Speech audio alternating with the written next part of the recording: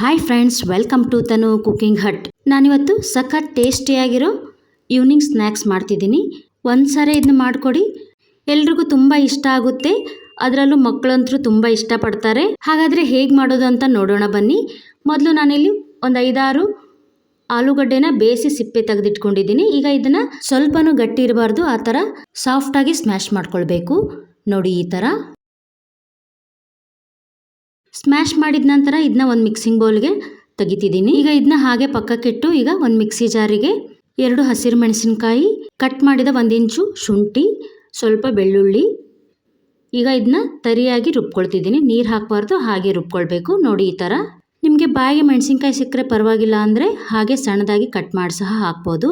ಈಗ ಇದನ್ನು ಸ್ಮ್ಯಾಶ್ ಮಾಡಿದ ಆಲೂಗಡ್ಡೆಗೆ ಹಾಕಿ, ನಂತರ ಸಣ್ಣದಾಗಿ ಕಟ್ ಮಾಡಿದ ಸ್ವಲ್ಪ ಕೊತ್ತಂಬರಿ, 1 ಗಡ್ಡೆ ಸಣ್ಣದಾಗಿ ಕಟ್ ಮಾಡಿದ ಈರುಳ್ಳಿ ಮತ್ತು ರುಚಿಗೆ ತಕ್ಕಷ್ಟು ಉಪ್ಪು, 1 ಸ್ಪೂನ್ ಅಚ್ಕಾರದ ಪುಡಿ, 1 ಸ್ಪೂನ್ ಆರಿಗಾನೋ ಹಾಗೂ 1 ಸ್ಪೂನ್ ಗರಂ ಮಸಾಲ, ಅರ್ಧ ಸ್ಪೂನ್ ಧನಿಯಾ ಪುಡಿ ಹಾಗೂ ಅರ್ಧ ಬೌಲ್ ಸೂಜಿ ಅಥವಾ ಉಂಡೆ ರವೆ ಹಾಕ್ತಿದ್ದೀನಿ.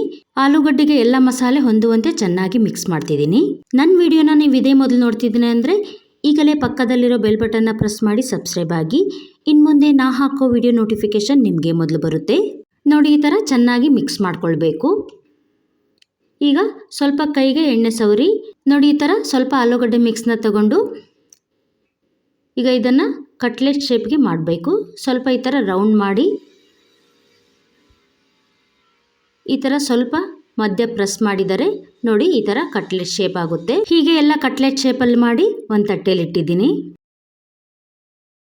ನಂತರ ಒಂದು ಬೌಲಿಗೆ 2 ಸ್ಪೂನ್ ಕಾರ್ನ್ಫ್ಲೋರ್ ಹಾಗೂ 1 ಸ್ಪೂನ್ ಮೈದಾ ಹಿಟ್ಟು ಹಾಕಿ ಹಾಗೂ 1/4 ಸ್ಪೂನ್ ಉಪ್ಪು ಹಾಕಿ ಒಂದು ಬಾರಿ ಈ ಥರ ಮಿಕ್ಸ್ ಮಾಡ್ಕೊಳ್ತಿದ್ದೀನಿ. ಈಗ ಇದನ್ನು ಸರಿ ಮಾಡಬೇಕು. ಸ್ವಲ್ಪ ನೀರು ಹಾಕಿ ತಿಕ್ಕಾಗಿ ಸರಿ ಮಾಡ್ಕೊಳ್ಬೇಕು. ತುಂಬ ನೀರಾಗಿ ಮಾಡಬೇಡಿ, ಸ್ವಲ್ಪ ತಿಕ್ಕಾಗಿಯೇ ಇರಬೇಕು. ನೋಡಿ, ಈ ಥರ ಮಾಡ್ಕೊಳ್ಬೇಕು. ಈಗ ಗ್ಯಾಸ್ ಆನ್ ಮಾಡಿ ಒಂದು ಕಡಾಯಿ ಇಟ್ಟು 2 ಸ್ಪೂನ್ ಎಣ್ಣೆ ಹಾಕಿ ಇದು ಸ್ವಲ್ಪ ಕಾಯಲಿ. ಈಗ ಇದಕ್ಕೆ ಒಂದೊಂದನೇ ಕಟ್ಲೆಟ್ ಹಾಕಿ ಈ ಥರ ಮೇಲೆ ಸರಿಯಿಂದ ಕೋಟ್ ಮಾಡಿ, ಈಗ ಇದನ್ನು 1 ಸ್ಪೂನಿಂದ ತೆಗೆದು ಕಡಾಯಿ ಕಾದಿದೆ. ಈಗ ಕಡಾಯಿಲಿ ಹಾಕಿ ಶಾಲೋ ಫ್ರೈ ಮಾಡಬೇಕು. ನೀವು ಬೇಕಂದರೆ ದೋಸೆ ತವಾದಲ್ಲಿ ಸಹ ಮಾಡಬಹುದು. ತಳಗೆ ಸ್ವಲ್ಪ ರೋಸ್ಟ್ ಆದಮೇಲೆ ನೋಡಿ, ಈ ಥರ ಮೊಗಚು ಹಾಕ್ತಿದ್ದೀನಿ. ಹೀಗೆ ಎಲ್ಲನೂ ಮೊಗಚು ಹಾಕಿ 2 ಸೈಡ್ ಚೆನ್ನಾಗಿ ರೋಸ್ಟ್ ಆಗಬೇಕು. ಆ ಥರ ಬೇಯಿಸ್ಕೊಳ್ಳಿ.